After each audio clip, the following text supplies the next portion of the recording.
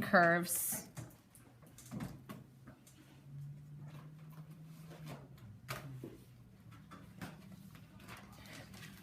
It's like in chapter 5, we identified that the area under the curve was just a definite integral. So now rather than just going under one curve, we ended up going between two different curves. So that was our first section. And the only tricky thing with doing these area ones is people try to make them too complicated. Like they'll throw a pi in there, or like try to square the whole thing or something. Area is very, very simple. It's just upper minus lower or right minus left. That's it. So one of the things you'll have to start with to get your bounds, most of the time you need to find intersection points. You can find them by hand, you can find them in the calculator, whichever you prefer. But you start off by finding your intersection points. And then those become your bounds.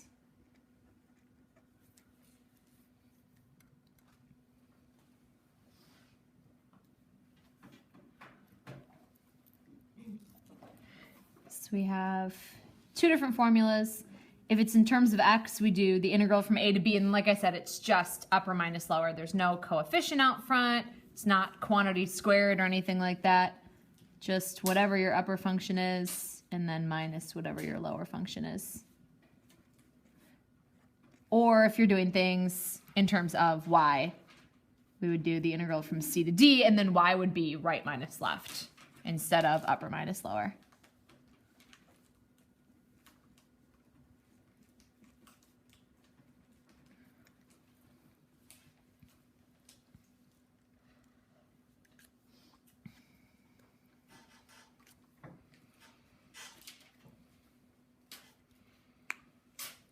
Okay, so two weird scenarios that I want you guys to keep an eye out for. One, I'm going to draw a really similar picture to one that we had in an AP problem, and we had, it's like a square root function that came like this, and then a linear function that came down like this, and you had to find this area right here. And there was this weird situation because the upper function wasn't always the same. The lower function was always just the x-axis, but sometimes this was the upper function, sometimes this was the upper function. So do you guys remember what we did with this problem? Yeah, you split it up. So you end up like kind of drawing a line down the middle here and splitting it up into two different pieces. So you could split it and do like this half would be upper minus lower. This half would be a different upper function minus lower. And then you'd set up just two separate integrals and add them together. So that's one way to do that. Do you remember we talked about an alternate way rather than splitting it up into two different integrals? There is another way to do it.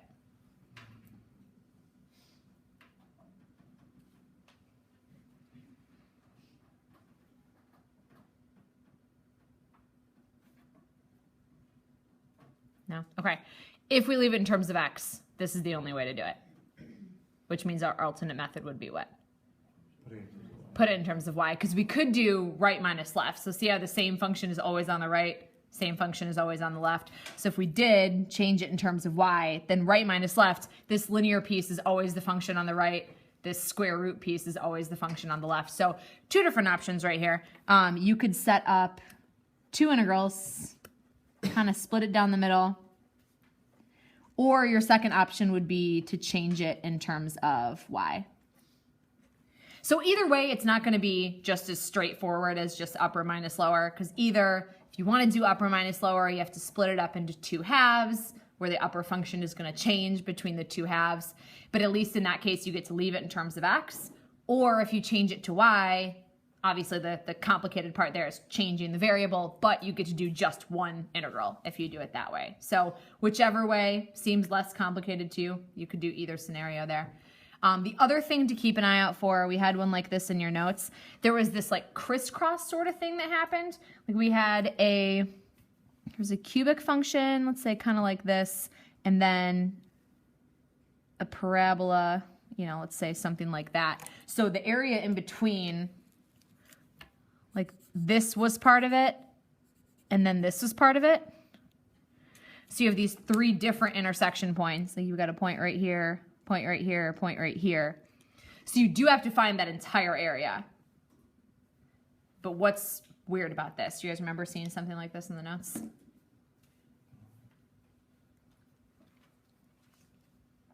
So if we were to try to plug this in, you know, bounds, upper minus lower, what's weird? The function for upper minus lower changes. Good. The function for upper minus lower changes. So here you've got this like parabola sort of shape is up above from here to here, and the cubic function is down below. So this would be upper minus lower here, but then at this middle intersection point, they swap. And then the cubic function would be the one that's up above, and the parabola would be the one that's down below. So what do you do when you're setting this up?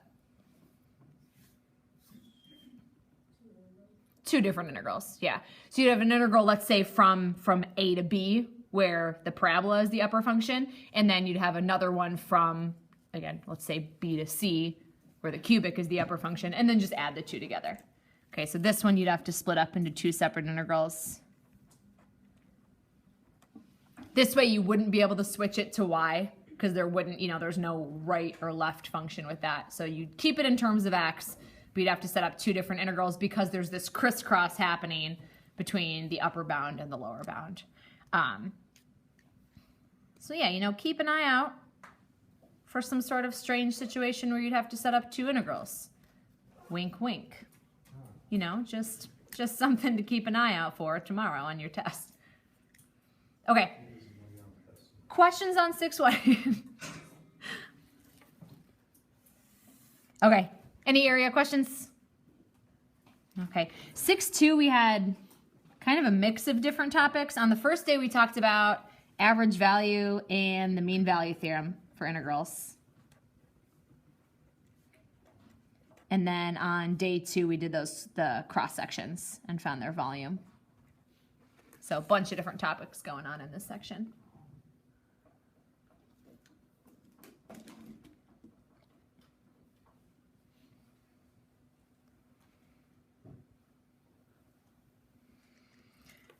Okay, average value.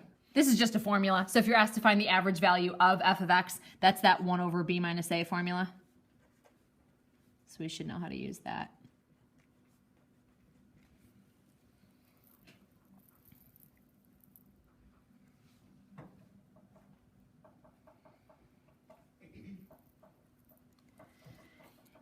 And then we have what we call the mean value theorem for integrals. We did mean value theorem for derivatives, and that was the one that said that if you find the average rate of change at some point, there's going to be a tangent line that has that same average rate of change. This one is kind of similar. We start by saying the function has to be continuous. So if the function's not continuous, then this doesn't work.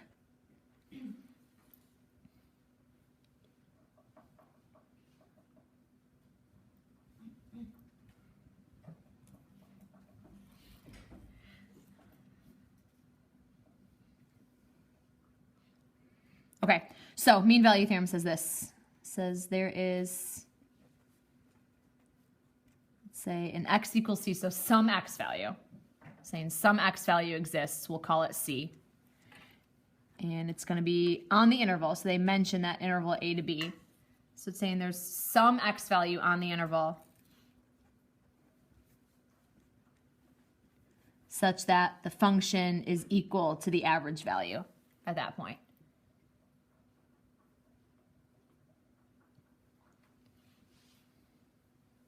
So that's kind of the more formal language. I'll explain exactly what that means. So the function is continuous. We need that part. There's some sort of x value where the function is equal to its average value. So that would be, say we're talking about average velocity. This is saying at some point you were going exactly the average velocity. So let's say you took, a 2 or 3 hour trip. Maybe the average velocity turned out to be 62 miles per hour. What this means is that at some point you were going exactly 62 miles per hour. Doesn't mean that you had cruise control set on 62 miles per hour. It just means at least once during your trip you were going 62 miles per hour. Does that make sense?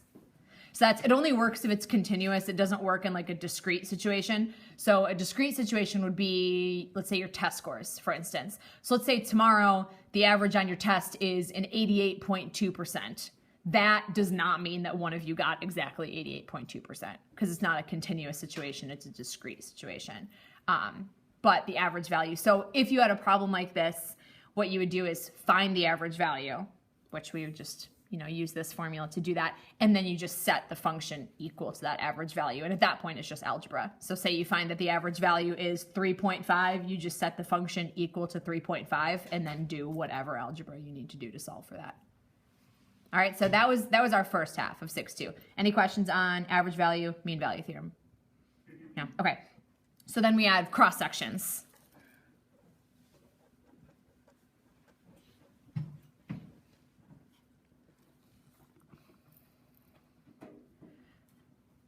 So two different formulas here, and these are the ones that basically tell you what variable you have to use, because they'll either tell you if it's perpendicular to the x-axis or perpendicular to the y-axis, and you don't have a choice to change that. So whatever you're perpendicular to, that's the variable that you're going to be using. So if our cross sections are perpendicular to the x-axis, then we'll be doing everything in terms of x. That'll be the integral from a to b.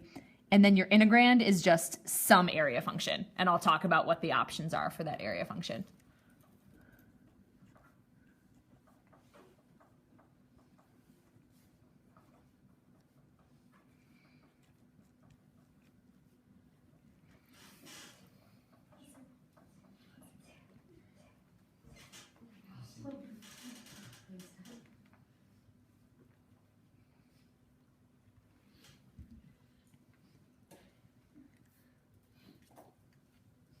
Okay, so then that a of x or a of y, that represents your area formula. So here are some different options. So your a of x or a of y.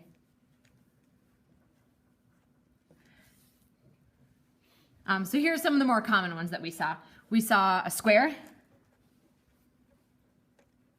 And if it's a square, that area formula would be the base squared. And I'll talk to you about how you would find the base as well. We saw semicircles. And a semicircle has a coefficient of pi over 8. It comes at some point from the area of a circle. And then times the base squared. So think of the base as like the diameter. So the reason we had to change this formula is because you can't use the radius. Radius only goes halfway across. We need it to go all the way across, so we use the diameter. But just think of the base and the diameter as being like the same thing. And then equilateral triangle. This coefficient is root 3 over 4, but then just again times the base squared. So that coefficient, it started as like the 1/2 base times height, and then we made a substitution for the height based on the fact that all three sides were going to be equal. And it came all the way back from the Pythagorean theorem, how to figure out like what the height would be if you know that all three sides are equal. But you don't have to know where these formulas came from. You just have to use them. Question? Are these going to be given to us, or are these ones? Those are ones you need to know. Yeah. Okay, so those formulas that you have, and really semicircle and equilateral triangle are the only ones, just having those coefficients memorized. So then when we talk about the base, what you would plug in for the base is either upper minus lower if you're in terms of x. So that is if you're perpendicular to the x-axis and the whole formula is in terms of x, or it would be right minus left if you were told that you're perpendicular to the y-axis and everything's in terms of y.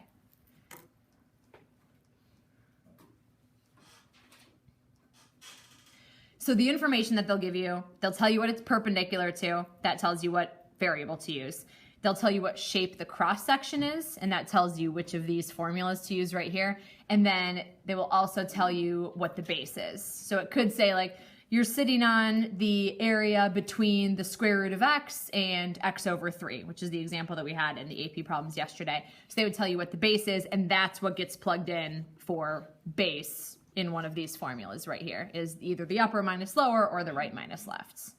Okay, so this part of it right here is basically the same thing that you would have if you were just finding the area of that shape, but then you plug it into one of these area formulas so that you can get a volume. Question?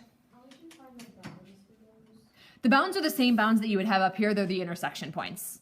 So if you're looking just down at that two-dimensional base, it would be the same bounds that you would use if you were just finding the area here. Okay, any other questions on 6.2? Okay, last section is 6.3. Those are our solids of revolution.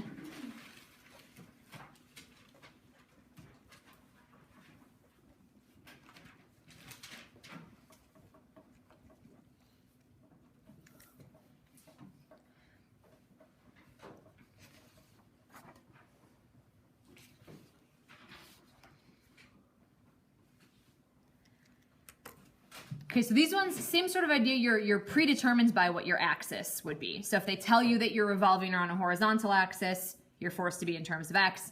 If they tell you you're revolving around a vertical axis, you're forced to be in terms of y. So let's say that you had a horizontal axis of revolution. You would use this formula. The pi is always out front for these if they tell you that you're revolving or rotating around an axis, because it comes from the area of a circle formula, that pi r squared. And then your bounds would be from a to b, because this would be in terms of x. Remember, if your axis is horizontal, the rectangle would be perpendicular, because it's always perpendicular. So that would mean you're going in terms of x. So we have this capital R function squared minus little r function squared with respect to x.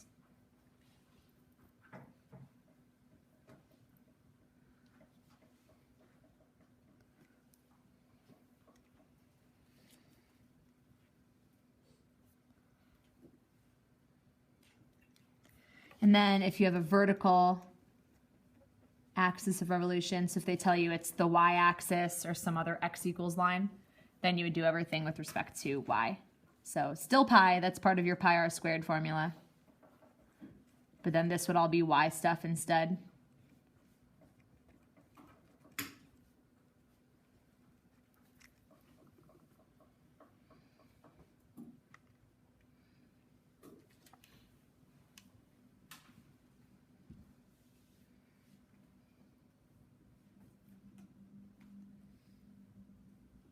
Okay, so while we're talking about these functions, capital R and little r, I want to give you guys just kind of a quick rundown on how you can easily find what the capital R function would be and what the little r function would be.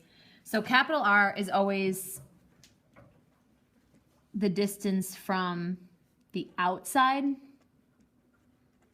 of the rectangle. So you'll draw your little representative rectangle in. So the distance from the outside of the rectangle to the axis of revolution. So it always ends up being the larger of the two distances when you do it that way. So it's the distance from the outside of the rectangle back to the axis of revolution.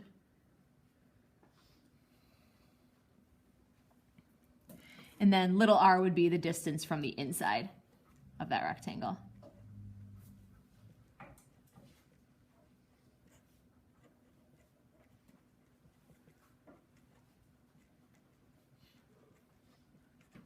So that basically ends up being just the gap between where the axis is and then where the shape begins. So you could think of this as from where the axis is to where the shape ends, and think of this one as where the axis is to where the shape begins. Or, you know, the radius of the gap and the radius to the outside. The smaller of the two distances, the larger of the two distances, lots of different visuals that you guys could get. So last thing I want to draw for you guys is 4 different pictures, 4 different scenarios where the axis could be compared to where the shape is. So we're going to draw 4 pictures that are essentially the same. So I want you to draw 4 of these. Square root of x, x squared. And then we'll place 4 different axes and talk about what that would mean for our formulas.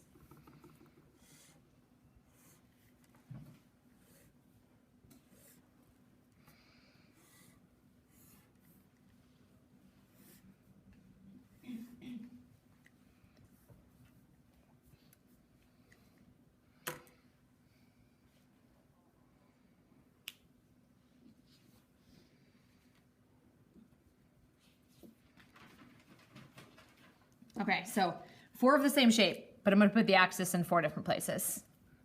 So I'm going to put the axis down here, up here, over here, and over here.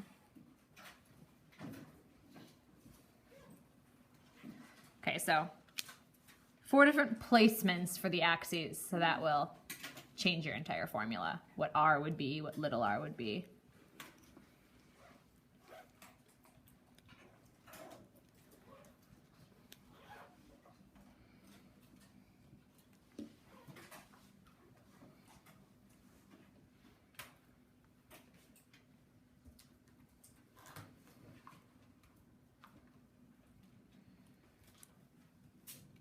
Okay, so for each one of these, you should have your little representative rectangle. So the rectangle would always be perpendicular to the axis.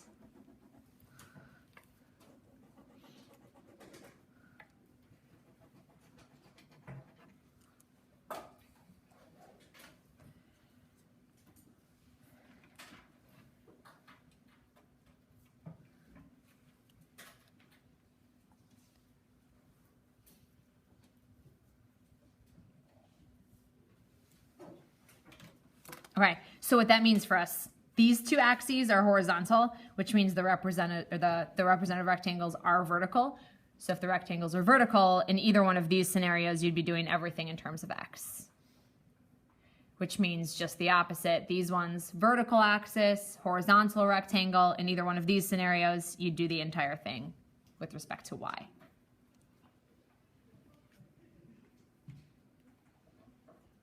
Okay, so make sure you have that, because we talked about that, how you don't have a choice of which variable you're going to use. Depending on what your axis is, it tells you what your variable is going to be. So for each one of these, we're going to write down what capital R would be and what little r would be. So I'll start you off with this first one, where r is the distance from the outside of the rectangle to the axis of revolution. So it's always the larger of the two distances. So that would take you from, this would be the outside of the rectangle, and then down to the axis of revolution. So that would be this larger distance right here from this point to this point. So we're going to write that as, so capital R here, from this guy down to the axis, this is touching the upper of the two functions and then down to the axis. So your formula for capital R would be whatever the upper function is and then minus the line for the axis, which might be 0, but you have to keep in mind that there might be an actual number for the axis. So your capital R would be the formula for the upper function minus whatever the number is for the axis. Okay, so then by that same idea, what would little r be for this picture? Good, the lower of the two functions, whatever that formula is, and then minus the axis. So that ends up giving you this gap right here, whatever the gap is between that two-dimensional solid and the axis of revolution. So your little r would be the lower of the two functions minus the number for the axis.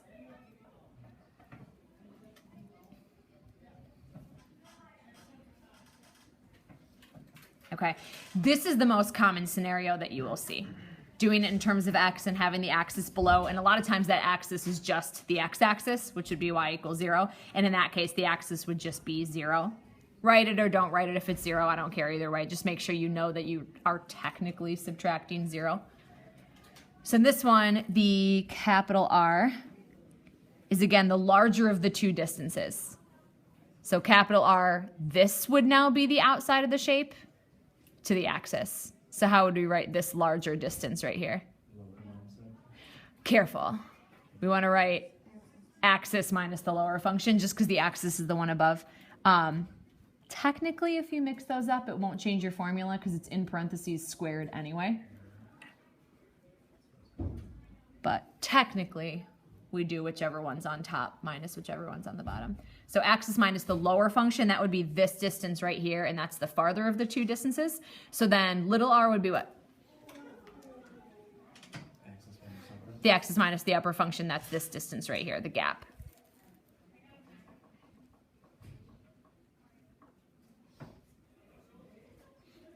And like we said, if you do lower minus axis and upper minus axis for those two functions, it's not going to mess you up because the capital R is squared and the little r is squared. So even if you have them in the wrong order, it'll still come out right because the squaring makes it positive anyway. But this order is super important. Which one's capital R and which one's little r, because if you have the wrong order for that, then it will come out negative when it's supposed to be positive if you mix those up.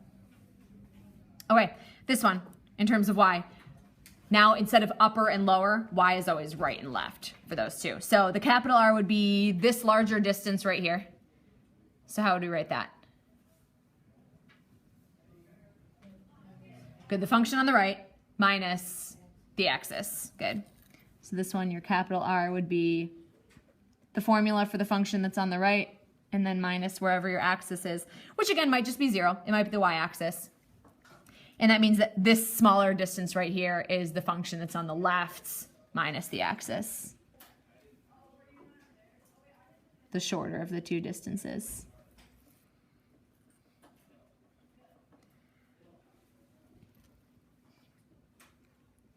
Okay, and then this is the one that gets weird in terms of y, because the axis is on kind of the opposite side of what we're used to. So what would the larger of the two distances be for this last picture?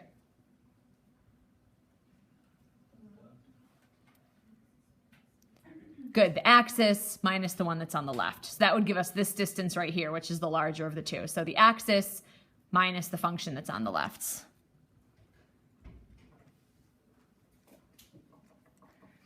And then your little r would be this little gap right here, and that would be the axis minus the function that's on the right.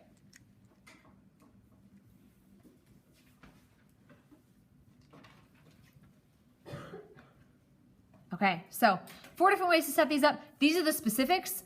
Really, if you remember these two things, you should be fine. If you know just how to find the larger of the two distances and the smaller of the two distances and know the formula. And then same thing with the formula. You don't even really technically need to know that there are two because the formulas are identical with the exception of swapping out x for y. Okay, so it's always capital R squared minus little r squared. Don't forget your pi out front. That's part of the pi r squared formula, which is the area of a circle.